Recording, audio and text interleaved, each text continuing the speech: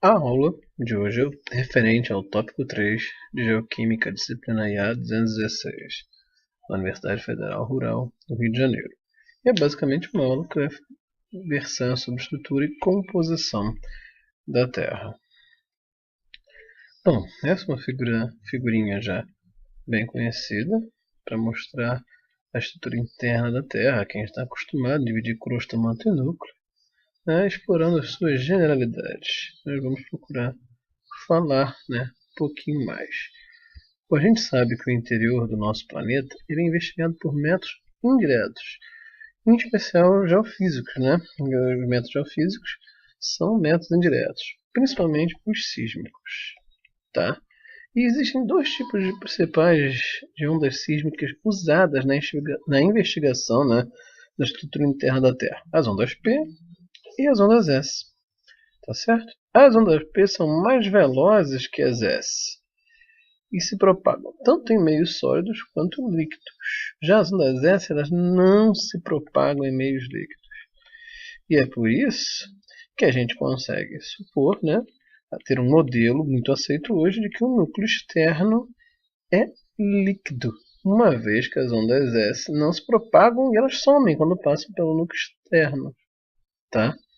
Então, por isso, como as ondas S são mais lentas que as P e se propagam somente em meios sólidos, ou seja, elas não se propagam em meios líquidos, que a gente diz que o núcleo externo é líquido.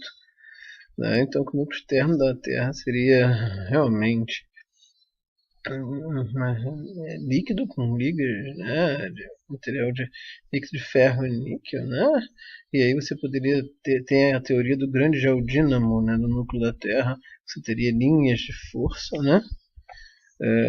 gerada em função desse campo, gerando assim o campo magnético da Terra, com o princípio da força de Coriolis. Certo? No núcleo externo é considerado líquido. Claro, também extremamente denso. Mais denso ainda é o interno, que é mais profundo. Tá? Então isso foi importantíssimo, por exemplo, a sísmica promoveu. Tá? Além disso, a gente tem outras coisas que podem se ver, que são importantes a gente ter na cabeça. A gente fala muito de estrutura interna da Terra, mas a gente tem que começar a pensar na reologia, na classificação reológica. Então a gente tem a litosfera. A litosfera é a porção mais rígida do interior da Terra, só que ela não é só crosta. A litosfera ela pega a crosta, que pode ser continental ou oceânica, e a porção mais rígida do manto litosférico. Às vezes a gente fica falando disso, a porção superior do manto, a porção mais rígida do manto litosférico. Tá certo? A litosfera é crosta, mas seja continental ou oceânica, tá?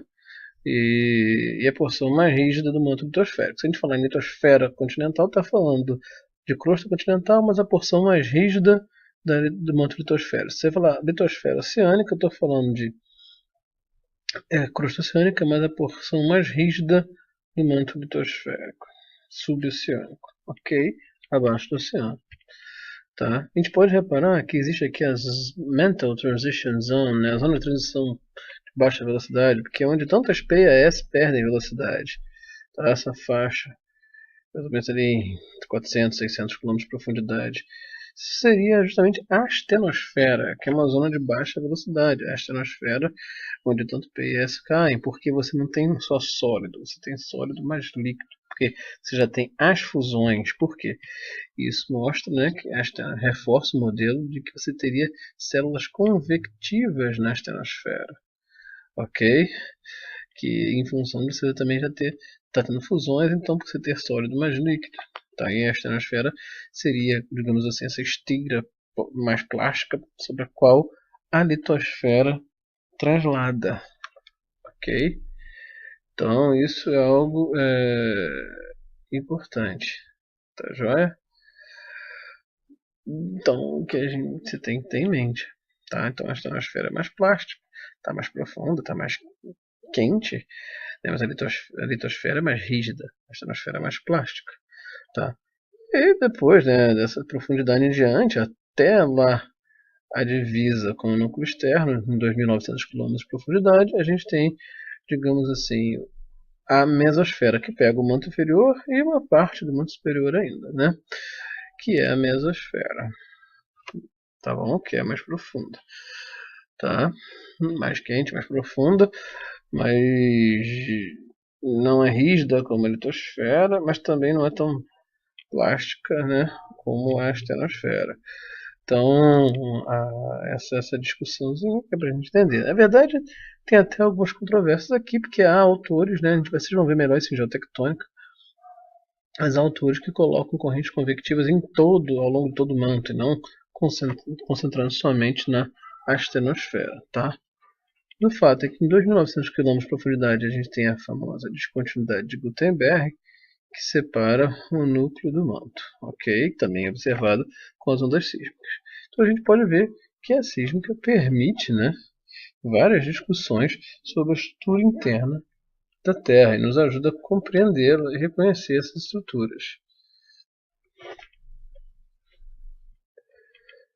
Bom, seguindo nessa parte, vamos falar um pouquinho sobre cada estrutura dessa.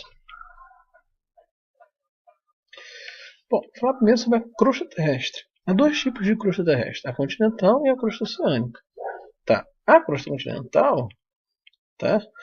Ela é a camada mais externa do planeta e corresponde às áreas predominantemente emersas, ou seja, os gloriosos continentes, ok? A crosta continental ela é sólida, rígida e formada por rochas pouco densas, entre 2,61, entre 2,65 e 3, tá? Pode ser dividida aqui em crosta superior e inferior, separadas pela descontinuidade de Conrad. Ou seja, a geofísica sísmica nos ajudou a ver isso também. Ou seja, a descontinuidade de Conrad, não é Conrado não, tá? Ela separa a crosta superior da inferior, a crosta continental. Basicamente, a crosta continental superior, em média, ela é félsica de composição granítica, enquanto a crosta continental inferior é máfica, anfibolítica ou granulítica, em torno de média de composição. Já a gloriosa crosta oceânica também é sólida, rígida, é a crosta, tá? Formada por rochas mais densas, nessa ordem aqui, ó, 3 e 3 e 10. Tá? Em comparação à crosta continental, tá certo? Ela tem rochas mais densas comparadas à crosta continental. A crosta oceânica, de um modo geral, ela é máfica, basáltica, é média de composição, ok, galera? É máfica, basáltica. Ok? Então a crosta aqui tem um bloquinho mostrando a crosta continental e oceânica. Beleza? E aqui os basaltinhos aqui para mostrar em média essa composição. Aqui a gente tem uma coluna estratigráfica, né? Uma estratigrafia ígnea, digamos assim. Um exemplo de coluninha, né? Estratigráfica ígnea para a crosta continental oceânica, né? Crosta continental oceânica, desculpa, para a crosta oceânica. Ok?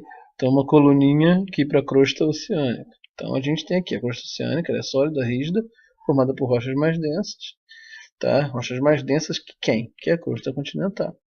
Tanto a crosta continental e oceânica não são tão densas como o manto, claro que não.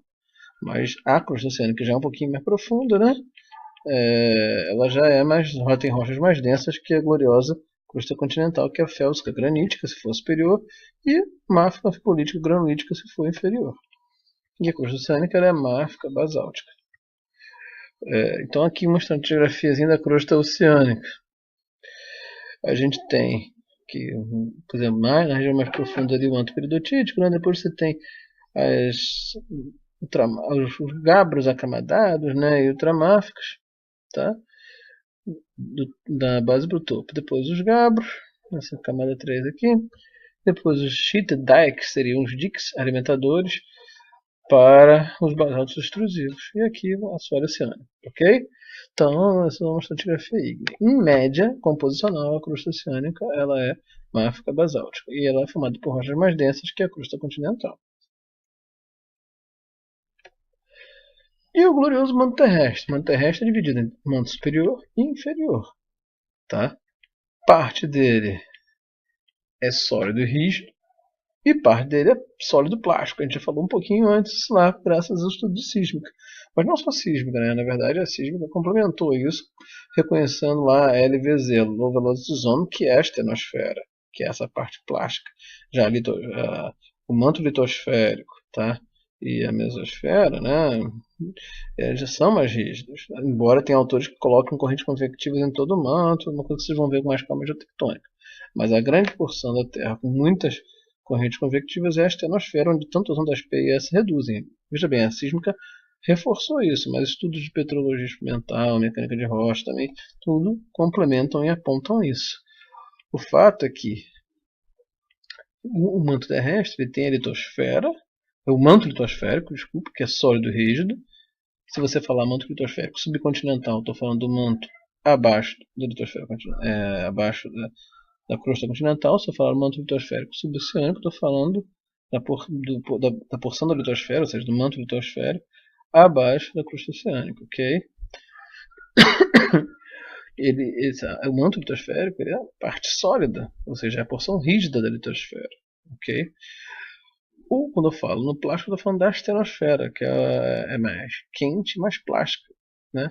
Eu estou falando da astenosfera, que é mais quente e mais plástica, se comparado ao manto astenosférico, tá certo? Se comparado ao manto litosférico, ok? O manto terrestre tem rochas bem mais densas que a crosta continental e oceânica, ok?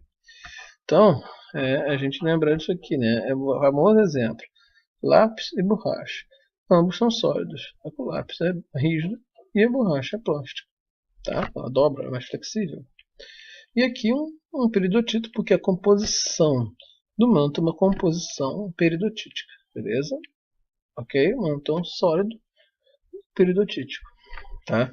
Pode ser rígido plástico, na sua predominância ele é rígido, mas ele também tem porções plásticas, que é o caso da astenosfera. Aliás, muitas das vezes o manto astenosférico, a astenosfera, né, pode ser chamado de sublitosfera ou de manto sublitosférico. Sublitosfera quer dizer sublitosférico, na verdade é um termo genérico, quer dizer abaixo da litosfera, tá certo? Ou seja, não seria nem só a astenosfera, seria tudo, né, abaixo, todo o manto abaixo da litosfera. Você tem a litosfera, depois o manto sublitosférico, e depois vem núcleo externo, núcleo interno. Então, na verdade, o manto sublitosférico não seria só a astenosfera. Muitas das vezes as pessoas se remetem a isso quase como um sinônimo, mas é aquilo. Litosfera é crosta mais a porção rígida, a porção mais rígida do manto litosférico, ok? Beleza? Porção mais rígida do manto litosférico, tá? Isso é a definição correta de manto. Quando você falar em manto, falar em litosfera. Litosfera é crosta, mas a porção mais rígida do manto. Ok? Que vai ser o manto litosférico, né? O manto litosférico é a parte do manto que está inclusa na litosfera, é a parte rígida desse manto. Beleza? A gente nunca esquecer isso. Ok? Não esquecer. O manto ele é sólido, rígido, sólido, plástico, mas a parte plástica é a astenosfera. E aí você tem a porção mais profunda que é a mesosfera. Ok? Só que a mesosfera é aquilo que a gente viu aqui naquela figura lá no início, né? A gente tem lá na Low Velocity Zone, a zona de baixa transição, de velocidade onde P e S caem, que marca ali em 400, 500 km, seria a astenosfera. Agora, a litosfera é crosta mais a porção rígida do manto, tá? A porção mais rígida do manto. Às vezes a pessoa fala a porção superior do manto superior, não. É a porção mais rígida do manto, é a melhor definição, porque para se dar, ou seja, é crosta continental ou oceânica, que aí pode ter litosfera continental ou litosfera oceânica, né? Crosta mais a porção, né, rígida do manto, beleza? Claro, e quando falar em manto litosférico, eu estou falando da porção do manto que é sólido, tá certo, e rígido, beleza? Porque está incluso, contém a litosfera, está contido na litosfera. Agora, manto astenosférico, tá? É o que está bem demarcado pela Low Velocity Zone, ok? Esse manto mais plástico, ok? Agora, mesosfera, ele pega aqui, o manto vai até, ele pega ainda manto inferior, por exemplo, ele está pegando ali, ainda até ele pega a mesosfera, na verdade é a camada toda que vem abaixo da astenosfera, porque ele volta a ficar mais rígido, né? Ou pelo menos convectivo, até lá 2.900 km, tá? Isso aí seria a mesosfera. Então, bom, e na parte do núcleo terrestre, né? O núcleo terrestre é subdividido em núcleo externo e núcleo interno. O núcleo externo é parte líquida, ok? Desculpa, o núcleo o núcleo terrestre é parte líquida e parte sólida, ok? Ou seja, o núcleo externo é a parte líquida e o núcleo interno é a parte sólida, tá? O núcleo é muito denso, o núcleo terrestre, o material mais denso que qualquer outra rocha conhecida, tá aqui, ó, 14, tá? E corresponde a uma liga de ferro e níquel, ok? O núcleo externo, né? Ele é tido como líquido, ok? Porque as ondas, né, S não percorrem meios líquidos, como nós falamos lá no início, beleza? Então, o núcleo externo é uma liga de ferro e níquel, beleza? Bom, e uma coisa que a gente não pode deixar de falar é da tectônica global. Por quê, gente? A fisiografia da Terra, né, a geomorfologia, a fisiografia externa da Terra, ela é modificada, foi modificada ao longo do tempo geológico. E por que isso? Porque a porção mais rígida, né, sólida, externa do planeta, ela translada, ok? Ela translada, né, a litosfera translada em cima da astenosfera, que é a camada mais plástica, ok? Essa translação ela é causada pela transformação do calor interno da Terra, energia térmica, ok, em energia cinética. Portanto, a Terra realiza trabalho. Como eu falei na aula, quando eu dei isso para vocês, a Terra realiza trabalho. A Terra não é vagabunda, ela não é um funcionário público. Ela trabalha. Porque movimenta massa ao longo de distâncias d. Portanto, né, W igual trabalho igual a F vezes d, ou trabalho igual a massa vezes aceleração vezes d de distância. Aqui é só realmente uma figurinha, né, mostrando justamente essas gloriosas placas litosféricas, ok? Porque com base em todas as evidências, além de outras, ou tão mais importantes, hoje sabe-se que a parte mais externa do planeta pode ser dividida, né, em regiões denominadas placas litosféricas. Essas placas trasladam com constância, continuamente, e hoje o movimento pode ter sido medido com uma boa precisão com base em técnicas de posicionamento por satélite, né, o GPS. E aqui uma figurinha, né, mostrando justamente a questão da tectônica global, mostrando como ela interfere, né, a geodinâmica interfere na composição da química da Terra, inclusive. Por exemplo, aqui a gente tem, né, um cenário, por exemplo, um assoalho oceânico, né, uma cadeia mesoceânica, um ambiente divergente, ok? Um cenário de divergência, uma litosfera oceânica separando uma da outra. Esse aqui é um cenário, por exemplo, de adelgaçamento, afinamento, né, litosférico. Então, aproximação da fonte de calor mantérica, tá? Você vai ter processos de fusão aqui disparados por descompressão adiabática, cenário para gerar muito magmatismo basáltico, em geral até de afinidade toleítica, né? Agora, uma dessas placas, com ao longo do tempo, uma dessas litosferas oceânicas, pode colidir com outra litosfera oceânica num cenário convergente, ok? E aí você ter, né, na verdade, o que? A litosfera oceânica mais antiga, mais densa e mais fria descendo por baixo da outra. Esse é um cenário para formar arcos vulcânicos, ok? Arcos de ilha. Beleza? É um cenário que tem vulcanismo. Tem basalto também, só que é diferente do divergente. Aqui já é um cenário que a fonte mantérica que vai fundir já está ganhando em voláteis, ok? Em sedimentos. Então, a própria fonte mantérica já é um pouco enriquecida, ok? Então, você já pode ter a própria fonte modificada, fundindo até com algum rebaixamento da ponte de fusão por causa da entrada de água, tá? Então, você tem alguns basaltos de composição já um pouco mais enriquecida aqui, rochas vulcânicas de modo geral, podem estar nesse cenário aqui, tá? Sem contar, né? Não estou nem discutindo a questão do metamorfismo, que também pode acontecer aqui. Você pode ter o chamado metamorfismo do assoalho oceânico, né? Que muitas pessoas não gostam nem de chamar assim, chamam mais de hidrotermalismo mesmo. Aqui você também pode ter metamorfismo dinâmico, dinamo termal, tá? E aí gerar rochas metamórficas. Ainda assim, aqui, ó, em função dessa divergência, você pode ter uma litosfera. Uma outra litosfera oceânica, essa placa litosférica oceânica antiga, densa e fria, subductar sobre essa litosfera continental. Outro ambiente convergente, só que envolvendo uma litosfera oceânica com uma continental. Então, cenário para desenvolvimento de arcos, mais chamados arcos magmáticos, como é o caso da colisão do tipo andina. Tá? Então você pode ter rochas vulcânicas aqui, sim, mas também pode ter as correspondentes plutônicas. Por quê? Porque é um cenário em que você tem de sedimentos voláteis, até material erodido da litosfera continental que está envolvida nesse choque. Então, rebaixamento, ponto de fusão, fusão da cunha mantérica, que está bombadinha, enriquecida, então já é uma fonte mais enriquecida, você, em termos de vulcânica, desde a sua geração até o emplacement, você pode ter rochas não só básicas, mas também intermediárias, então basaltos, andesitos, né? E às vezes, dependendo até do nível de contaminação que pode acontecer, pode chegar a composições mais ácidas, como reolitos, etc. Claro que, porque não é só a fonte aqui, mantérica, que está enriquecendo e tal. Você tem cenário de espessamento crustal, porque é uma litosfera continental. Então, esse inclusive é o cenário para desenvolvimento chamada crosta juvenil, uma crosta jovem está sendo desenvolvida.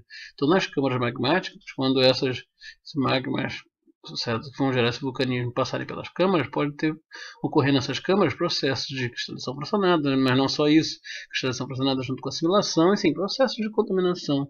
Então, tudo isso ajuda a gerar uma série mais expandida de rochas vulcânicas, uma série magmática associada às rochas vulcânicas, mas não, inclusive muitas das vezes, séries calçocalinas, porque as séries calçocalinas são típicas, né, de zona de subducção, ok? Agora, a gente não pode esquecer que você pode ter todos os correspondentes plutônicos, porque alguns desses magmas podem equiparar em densidade na câmara, nesses receptáculos, e se formarem plutonicamente, depois por erosão, somada essa tectônica, os corpos se erguerem, né? Então você pode ter de cabros, dioritos, grandes dioritos, tá? São todos os cenários para esses plutônicos, tá bom? Podem ocorrer aqui. Agora, claro que você tem um metamorfismo dinamotermal, um metamorfismo que vai pegar também esse material dentro do prisma acrecionário aqui da cunha, que é uma mistura, né, uma melange de sedimentos e rochas que vão depois formar rochas metamórficas aqui também. Rochas metamórficas também desenvolvidas dentro de um cenário de pressão e temperatura elevada, porque você pode ter um metamorfismo dinamotermal. Aqui, a gente vai falar melhor disso na aula de geoquímica dos processos metamórficos. Você pode ter metamorfismo de contato, ou seja, termal, próximas, causado pela temperatura das câmaras, associada às câmaras magmáticas, influenciando as rochas das paredes desencaixantes, ou seja, mais influência da temperatura do que da pressão. Só para vocês terem uma ideia de como a tectônica controla tudo isso, né?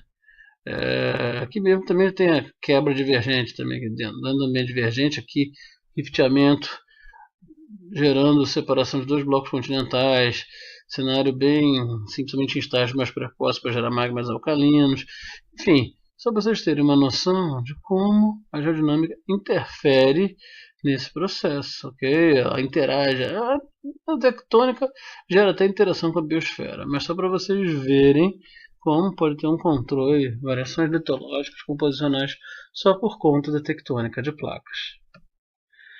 Esse aqui é um slide, basicamente, mostrando a composição da crosta terrestre, tá? A crosta continental superior é da granítica, como nós já falamos, e a inferior é granulítica ou fibulítica. Isso faz com que a composição média da crosta seja intermediária, ou seja, andesítica ou diorítica, tá? Então aqui são dados de química para a Terra total, e aqui só para a crosta da Terra, mostrando aí as porcentagens de diferentes elementos químicos. Obviamente que o oxigênio e sílica, né, são muito presentes, tá? Ferro também, mas somente oxigênio e sílica, né? Pensar em termos de rocha, toda a Terra, desculpa, rocha total de toda a Terra, ferro entra muito, até porque a gente tem o núcleo, né? Bom, falando da composição, né? Diagrama de variações multielementares normalizado para valores do condrito de Thomson, 1902, são mostrados abaixo aqui, tá? Nesse diagrama aqui são plotadas, né? As composições da crosta continental do River Time 1974, que é o o losango, né? Aqui superior, tá? Inferior, superior e inferior, que são os círculos. Também é plotado nesse diagrama composições representantes de Morbid, basalto de Mesoceânica, tem em triangulinho, do Saunders Turner em 1984, do Sam em 1980, usando o Iterbe do Pierce 73. E Oib, que seria esse quadrado aí, dos basaltos de Oceânica, tá? Do Sam 1980. Isso aqui é só para mostrar, né, que os diagramas elementares eles são utilizados para estudar muitas vezes a questão das fontes do magmatismo, tá? Mas aqui ele está mostrando também são médias de composição, né, com base em várias composições químicas representantes de crosta continental, superior e inferior, Morb e Oib, né? Então, basicamente uma média mostrando as diferentes assinaturas no que tange em elementos traços mais leves e mais pesados, né, para essas diferentes camadas do interior da Terra. Ok? A gente pode ver aqui as composições crustais, seja crosta continental superior e inferior, de modo geral, ela vai ter realmente, né, um grande, né, enriquecimento em relação a muitos elementos incompatíveis, tá? Esses traços incompatíveis imóveis é possível observar nesse diagrama, se comparado, né, a composições como Morb, Oib, derivadas mesmo de uma fonte mantérica mais primitiva. Tá certo? Então a gente pode perceber essa tendência dos incompatíveis, tá? Também esse enriquecimento nos incompatíveis imóveis aqui. Claro que o Oib, que é esse quadrado, acaba sendo um pouco de uma média entre crosta continental, né, superior e inferior, acaba sendo um pouquinho disso. Agora, realmente o Morb, né, que é uma fonte bem empobrecida, perdeu muito incompatível, você vê que o contraste aqui. Em relação ao manto terrestre, né, a gente tem essa tabelinha aqui com base em composições químicas de peridotito, tá? Então vamos falar um pouquinho disso aqui, né? Como eu já disse, o manto ele tem composição peridotítica, portanto ele é formado por olivina, ortoclinopiroxênio e uma fase luminosa, ok? Que pode ser plagioclase, espinélio ou granada, em ordem crescente de pressão. Esses silicatos, pessoal, são predominantemente máficos, ou seja, constituídos de magnésio e ferro. Por isso, né, daí vem a conclusão mesmo de que o manto deve ser predominantemente composto por óxido de silício, MgO e FeO, tá? Então, básico que tem aqui justamente o exemplo de composições químicas, né, de mantos peridotíticos. Tem um mais fértil, outro mais empobrecido aqui, mas de modo geral vocês podem testar isso, que são caras que têm sílica, magnésio e ferro. Aí aqui existem alguns valores também, uma tabelinha mostrando valores de normalização, né, utilizados comumente em diagramas de variação multielementar. Porque, como vocês sabem, os diagramas de variação multielementar, né, eles têm que ser normalizados para um padrão, ou seja, os teores que você tem desses elementos das rochas que você está estudando têm que ser divididas, normalizadas em relação a um padrão. Pode ser rocha, pode ser condrito, manto primitivo, ok? Ou ainda, né, você pode ser condrito, manto primitivo, né, que são padrões que você pode usar. O Morb também. Muitas pessoas, principalmente o pessoal que trabalha com granitóide, mexe com Morb, né? São padrões que podem ser utilizados. Aqui é uma tabela mostrando justamente algumas composições químicas para esses elementos químicos, né, para manto primitivo. Aqui tem 5 composições muito conhecidas na literatura para manto primitivo: do Udachel 79, a menos o titânio, que é do Udachel 81, o 2, que é do Sam 1980, o 3, que é do Jaguza 1979, o 4, que é do McDonough 92, e o Taylor McLean 85. Aí são dados para esses elementos, né, traços, enfim, incompatíveis, né, esses elementos, traços para representantes de composições primitivas, no caso manto primitivo, ok? Ok, beleza.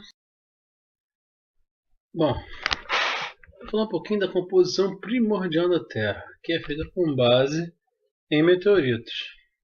Meteoritos, galera, são objetos naturais vindos do espaço, que não são totalmente destruídos em suas rotas de colisão contra a Terra. Quando eles entram no campo gravitacional da Terra, eles chegam com velocidades, superiores a 11,2 km por segundo, que seria cerca de 4 vezes a velocidade do som. Mas tem alguns que ainda podem alcançar a incrível marca de 70 km por segundo. Esses meteoritos, que se chocam com a Terra, tá? Tem sua origem no cinturão de asteroides entre as órbitas de Júpiter e Marte. Tá? Os astrônomos estimam que cerca de 26 mil meteoritos caiam na Terra anualmente.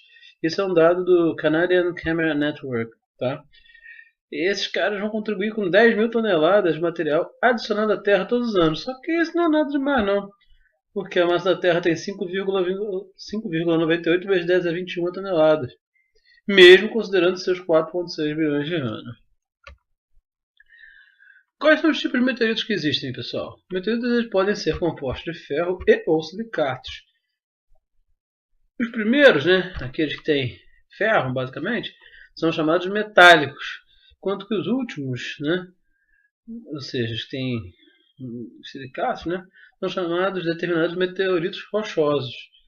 Os meteoritos rochosos são divididos ainda em dois outros grupos, com base em diferenças texturais: os condritos e os acondritos. Os meteoritos rochosos acondritos, são aqueles que não possuem côndrulos, à semelhança das rochas terrestres, e não contêm níquel e ferro. Ok? Então, porque é aquilo que eu falei, os meteoritos eles podem ser divididos em metálicos e rochosos. Os metálicos são aqueles que contêm ferro, tá?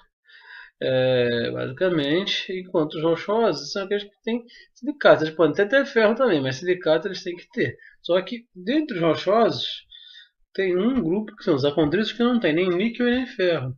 Mas o grande lance é que eles não têm côndrulos. Ao contrário dos condritos que mostram os côndrulos tá presente. Beleza? Bom, os condritos justamente é isso. Eles têm pequenos esferulitos característicos que o pessoal chama de côndrulos. E aí eles podem ou não conter níquel e ferro. Em geral, entre 2% e 20%. Tá? Esses côndrulos são formados por silicato, têm forma aproximadamente esférica, com alguns poucos milímetros de raio, tá? E devem ter se formado por resfriamento rápido a partir da solidificação do material fundido. Uma fusão de material desse jeito precisa de temperatura alta, na ordem de 1300, 1400 graus Celsius. Por isso que muitos autores concluem que tem que ter havido pelo menos um grande evento térmico no sistema solar, já que valores dessa magnitude não podem ser atingidos durante a trajetória de queda dos meteoritos. Tá? Esses condritos não podem ser divididos ainda, pessoal, em comuns e carbonáceos. Os carbonáceos são aqueles contendo compostos orgânicos, como carbono, hidrogênio, oxigênio e nitrogênio. Os carbonáceos são um condrito que a galera gosta muito para estudar a composição primordial do planeta. Por quê? Porque eles têm essencialmente a mesma composição química do Sol. Claro, excetuando os componentes voláteis, como hélio e hidrogênio, por exemplo.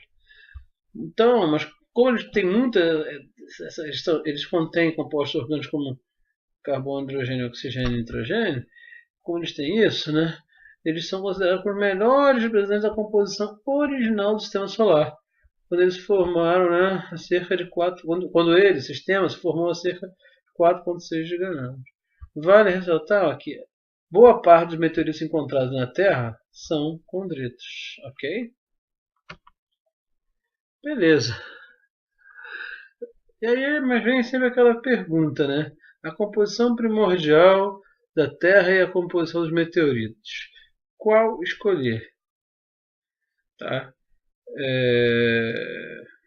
Sempre tem essa situação. Qual escolher? Então aí, a gente tem, por exemplo, uma tabelinha aqui, contendo valores condríticos conhecidos na literatura, alguns valores de condrito, composição de condritos para elementos traços de terras raras, e aí duas composições de Morb, que seriam basados cadeia mesoceânica. Como eu falei, você tem que, quando você vai estudar a fonte de um magmatismo, fonte de um determinado magmatismo, você vai estudar a composição primordial do planeta, enfim, você precisa sempre buscar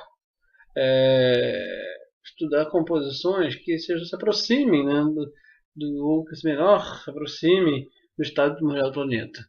Meteoritos e Morb, por exemplo, são alguns delas. Também se usa manto primitivo. Tá? Tem o manto primitivo, os condritos, os meteoritos, tá? E com os condritos, que são os que o pessoal gosta mais, porque são até que caem mais na Terra também, e o Morb, que são baseados em cadeia mesoceânica. Beleza? Aqui tem até uma foto do condrito Ivuna, que caiu na Tanzânia, o CI, o C1, em alguns papers, que geralmente são os que os autores gostam mais. O pessoal gosta muito de escolher os condritos, uma vez, né, que você tem valores medidos, são corpos meteoríticos, que a rigor representariam a melhor a composição química do sistema solar, então, e é uma coisa que você pode medir, então a galera gosta trabalhar com esses caras, mas também existe o manto primitivo, que é um valor, uma composição teorizada, né? Isso o pessoal gosta menos, calculado, tá? E o Morb, que é muito usado pela galera que estuda granitóides, enfim, né? O pessoal trabalha com Morb, que são muitos pesquisadores que trabalham com granitóides. Então, essa aqui é só uma imagem mostrando a questão das relações manto-crosta. Já meio que falei isso antes, mas só mostrando como a geodinâmica, né, pode promover relações entre as camadas, mas a camada mais rígida, até mais superficial, com as camadas mais profundas, mais plásticas, e acabar conseguindo os diferentes ambientes, sejam divergentes ou convergentes, né, promover interação entre essas camadas e causar variabilidade composicional, gerando rochas, magmatismo, metamorfismo, enfim, dando toda, não só mexendo com a morfologia, com a fisiografia, mas também composicionalmente. Esse aqui foi os exercícios que vocês já fizeram dessa aula. Valeu, um abraço.